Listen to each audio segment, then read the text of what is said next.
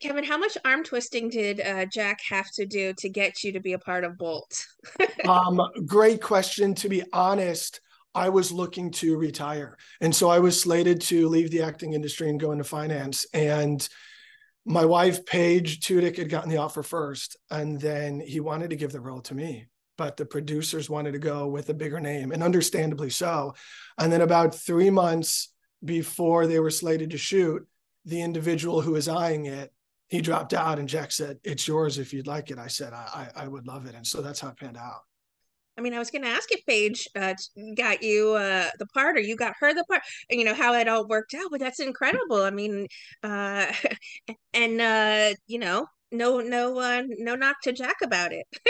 Right, right. We knew early on that he was writing a script and he had Paige in mind, and he wrote Lucas with me in mind. But Hollywood's a business, and if there's one person who understands business, it's myself. So I respected the fact that they were going for a bigger actor, but I was so fortunate and grateful when it worked out that I was going to be the one playing the role. You do have such great comedic chops in this as well, but we've only pretty much seen you, I feel like, in dramatic roles. Was this a challenge for you as well? It wasn't. What people don't see is the numerous failed network pilots that I had growing up in my 20s. And they were all comedic sitcom like roles. I mean, the biggest one, I did a role on Fox for Bill Lawrence, who created Scrubs, and then he'd go on to create Ted Lasso. But in between that time, Robbie Amell and I did a pilot for him, and Robbie Amell has since gone on to blow up on CW and the like. And it was a great sitcom. It didn't go to series. And then when Last Ship came around, it was a blessing and a curse to really hit the airwaves playing a more dramatic character. I do know that Stephen Kane and the creators gave me some leeway there to find some comedic chops, but for the most part, it was dramatic. So going back to my home court advantage of being a comedic actor, it was a lot of fun. And to date, it's the best character I've ever played. Ah, Jack, I won't tell Jack. Um, or maybe we should because then he'll write more roles for you and you That's won't have to true. work in finance again. That's true. That's very, very true. He's asked me, he goes, do you think you'd ever come back? And I said, listen, the door's never closed for me, but I had done what I had set out to do. I did the series thing, and I was very fortunate. I did the role of a lifetime, which was Bolt. And the second passion was always to go into high finance. And so right now I'm not looking to come back into Hollywood anytime soon. But if my brother came a call in, it would be hard to resist that. How then did Jack originally describe Lucas to you? That's a great question. He said, "You remember how quirky and ridiculous and loud you were growing up?" And I said, "Yeah." And he goes, "That's basically it, but reincarnate it." And I said, "Okay, but I'll tell you this, every day on set, I'd look at my wife and I'd look at Jack and I'm like, man, is this too heightened? Am I going too Doc Brown from Back to the Future? Am I going too far Jack Sparrow, Pirates of the Caribbean?" And he said no. And I remember when my wife and I flew back from Alaska, I just looked at her, this is either going to be really good or it's going to implode. And there was one night about 4 months after we wrapped, I had already started working as a wealth advisor at JP Morgan, and my wife was traveling for work, and Jack and my middle brother was traveling. So I reached out to Jack. I go, "Hey, no one else is in town. I do know that there's a rough cut of the movie. Why don't I bring over some Subway and you show it to me?" And he said, okay. And so he had me over, we watched it, and I was in tears in the end. I was like, oh my gosh, this is the best work I've ever done. Thank you. And now it's elevated tenfold since then, with all of the scoring and the color correction and the immense special effects. So it's been a great process. Well, I have to say, that meet cute that you have with well, I should say that Lucas has um with Mia is palpable. If I didn't know you guys were married, I certainly would have been like, okay, there is a spark there. Um, is that a reaction you've been getting from people who have seen the movie that there is this innate chemistry the two of you have? Yes. Yes. In fact, when we had the premiere in Austin, a lot of people asked Jack when we were on the panels, they go, were you trying to build tension there? And originally in the script, there was a kiss, if I'm not mistaken. And I think we shot a kiss, or we shot some more moments that insinuated there was chemistry there. And then Jack actually cut him out in the final edit. He said he wanted to build a mystery, and there is a treatment for Bolt 2 and for Bolt 3. And you know, if we become the next, you know, my big fat Greek Kevin, wedding, you have to. You're gonna have yeah, to. yeah, then there would be more of a love factor in the sequel. So yes, And there at was always least for your home at Christmas time, when you guys get together at the holidays, Jack is gonna be resentful. that's true. That's very true. In fact, my brothers and I were on the phone last night being like, when are you going into town? When are you going to town? Because it's musical chairs, because my mom sold our childhood home. And so she downsized a little bit. And now it's Jimmy, Jack, and I and my wife trying to piece together who's going to get what room and all that. So it's fun. Rock, paper, scissors at this point, right? At this point, you know, I have hierarchy because I'm the oldest and I'm the only one who's married. So That's right. it works out that way.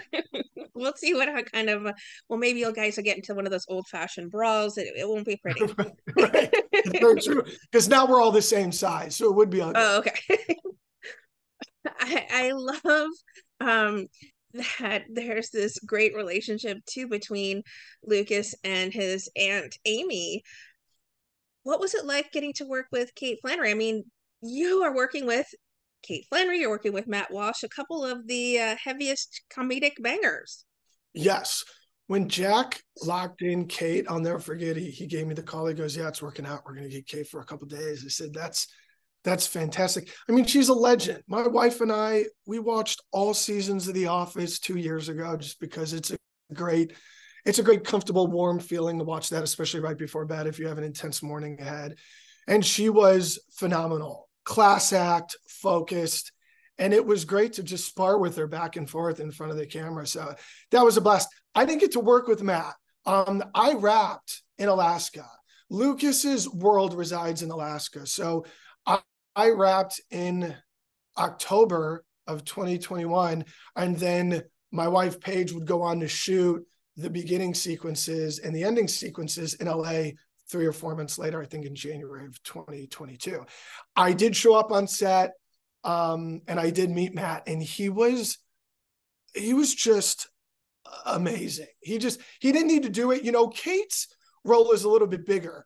Matt's is just in and out. And the fact that he agreed to do it, it meant the world to my brothers and I, because it definitely elevated the tier of the film for sure.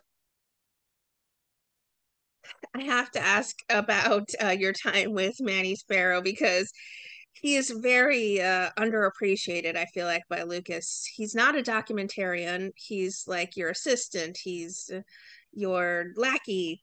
He's your PA at that point. Yes. Yes. What kind of relationship did Jack talk to you about between the two of them? You know, I would razz him on and off set. Manny and I actually became very close. We connected because he went to USC's theater school and I went to UCLA's. So there was a little bit of a rivalry there. And Jack said, you know, razz him if you want, create that dynamic on and off the set. And it worked. He is so great. My wife and I actually had an Airbnb and he stayed with us when we were in Austin for the premiere last week. He's coming over this Sunday to watch football with me. Manny and I both started fantasy football for our first year this season. So we are texting day in and day out. He's become a very dear You're bonded friend. for life at this point. We are bonded for life. And there was a lot of pressure to just give a very optimal and balanced performance as Lucas. And he was the anchor for me. Anytime I felt tired, because it was just an energetic character 24/7, Manny was always there. In fact, I was pursuing my MBA at the University of Illinois at the same time. So when we weren't shooting and we were just on set, I was taking master's economics. And he actually helped me with a problem that I was struggling with. So he's a bright guy inside and out, and a very, very genuine, sweet young man. I can't wait to see what he does with his career. There's so many wonderful moments throughout the movie. And I think the part where we do meet Mia is maybe one of my favorites because it sums up maybe the whole film, there you are being science guy, there you are being, pushing your buddy around, there you are being, a troublesome nephew, and there you are, meeting your lady love, sort possibly. What Right. were some of your favorite scenes to shoot? That is a great question. And people have asked me that often. It's hard to remember to a degree. Not only did we shoot it over 2 years ago now, but my life has changed so drastically transitioning into finance. It feels like a different chapter ago. But I do remember, coming from a logistical standpoint, there's a sequence in the film where I deliver a page and a half monologue describing what the Super Bowl is and providing the audience some context. And I'll never forget, after nailing the take that I knew would end up in the movie, because Jack started clapping at the end, and I looked at him and I was like, I'm glad we got that. So that would probably be the one that sticks out to me the most. And then there's just a sequence in the film that was near the end of filming where Paige, who plays Mia, and I are out late at night in the Jeep, and it was getting really cold. And it was the end of a 9-10 hour day. And Jack was like, listen, can you guys nail this in one take? Because we're losing the sun. And we did. There were no nerves. I mean, my whole family was on set. I didn't have a reason to be nervous. I was a veteran at that time, but my wife just crushed it. And this was her first big movie. And she calmed me down. We nailed it in one take. And I looked at her and I was just like, oh, I am so lucky to be in Alaska, a week and a half after we just got married, and to be crushing takes in one opportunity like this. I'm never going to forget this. So yeah, in a nutshell, that was it. I was going to ask you about the technical jargon too. That must have been mouthful after mouthful to get through in every scene. Yes. 3 months leading up to our wedding, it was 3 hours in the morning studying for my master's, and then 5 hours a day for probably a month leading up to it, and 3 months just learning lines. But I would lock myself in the office next door, and I would just walk around in circles, memorizing the lines, and then honing in on the mannerisms that Lucas would exhibit. So it was 3 months working up into it, because I treated it like a play. I do know some actors, especially for the screen, they'll memorize the lines, day of. And for The Last Ship, it was a little bit easier to do that. Not only because my lawn node wasn't as big, but you get to block shoot in TV, and it's a little bit more systematic. Mm-hmm. With Lucas, I knew it was going to have to be a play. And so I was 110% memorized Wow. before I got on the plane to fly to Alaska. What do you think it is about Bolt from the Blue that's really going to make it just a fast fan favorite, sort of, as you teased before, kind of Doc Brown? You mentioned him before. You mentioned him on sort of on social media, that this is your version, your take on him as well. What do you think it is that's just going to make it one of those time-honored sci-fi comedy films? When I decided to leave Hollywood, and I'm sure I'll get some flack for this, but I didn't like the trajectory of where Hollywood was going. From the business standpoint, I get it. You're contracting episodes, you're contracting the amount of pay that you allocate to actors. You're relying more on CGI and just pumping out movies that have IP, that's going to put people in the seats. But in terms of an original proprietary standpoint, that was lacking. And the organic movies, that dated back to the 90s and the early 2000s, we miss those. And that's what my brother set out to do. He wanted this movie to pay homage to the Pirates movies and to, the Back to the Future movies and to the National Treasures. And I feel like he did that. It's a unique storyline. It's an adventure movie, and you just don't get those as much anymore. And I understand the optics of why Hollywood has shifted, but I do think we need to go back to the roots, and this is sort of, a trajectory and a sentiment back to that. So I hope it does well. I'd be remiss if I didn't ask you about your time on The Last Ship and what it meant to you as an actor and certainly as a human being. First of all, I'm sure you got many, many responses from people in the military field telling you how wonderful it was, or at least in the Navy telling you how wonderful it was to see you all representing so well. What did that time on that series mean to you? And Michael Bay as well. Oh, a legend. I mean, my brothers and I grew up on Transformers. So it was a really big deal for me to get the role. I remember I was only slated to be on it for 2 to 3 episodes, hadn't worked in 8 months. All of my comedic pilots had tanked. I was like, am I going to be a valet for the rest of my life? And then I got that call, and then I ended up, becoming one of the leads of the show. And that wasn't planned. It just worked that way. But it meant the world to me because two things. One, I grew up on the show. So I got the show when I was 24 or 25, and I grew up for 5 years in my 20s being on that show. And everyone always says, wow, your character grew the most. I said, well, there was a lot of bandwidth to do so much with him because everyone else, Jocko, Travis, Bren Foster, those guys were older. So they were kind of the staples to root the stories. And then I got to be the one screwing up. So growing up on a TV series, I feel very fortunate. The second thing is those guys are my brothers, till the end of times. I mean, Jocko and Travis stood up at my wedding. Bren was supposed to, but he was in Australia.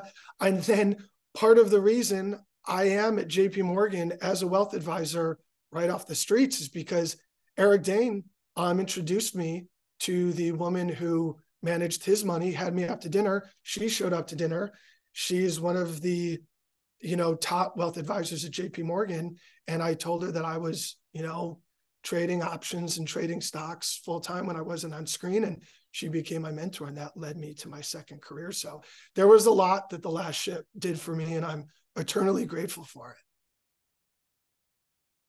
it. It's exceptional work, and as I say, it's as you said, I should say, it's a sort of a dream job. You get to be action, you get to be buddy comedy at moments as well, and of course Michael Bay is iconic. So this has been a short but in, insanely powerful and also insanely big career for you that you had. um and as I'm really hoping that this isn't the final film we'll get, or a series even, we'll get to see you be a part of, Kevin. So I'm grateful that the wonderful work you've done in the series that you've been a part of, and this movie as well, certainly a standout.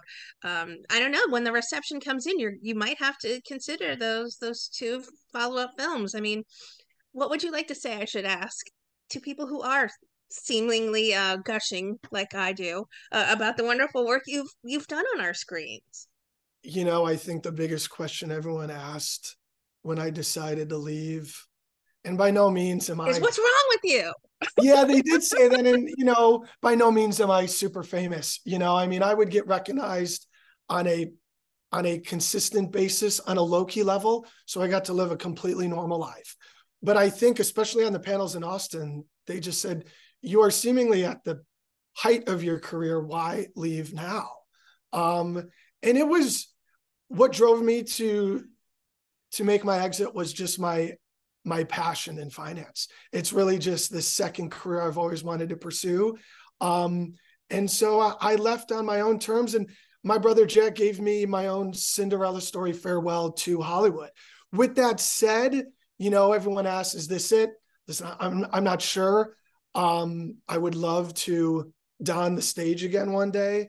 Maybe I would like to be in front of the camera one day, but it also hurt my body. My body took a toll on The Last Ship. I had to go in a lot for heart palpitations from packing on the weight and shedding the weight for The Last Ship. I had to go through vocal surgery from yelling and screaming on The Last Ship. So I definitely came out bruised and battered. So this is kind of my rejuvenation period, but I'm not going to say I'll never return. I think I'm just going to let things play out the way they may. But right now, being in finance is where I should be. And I'll leave it at that. Let's put it that way.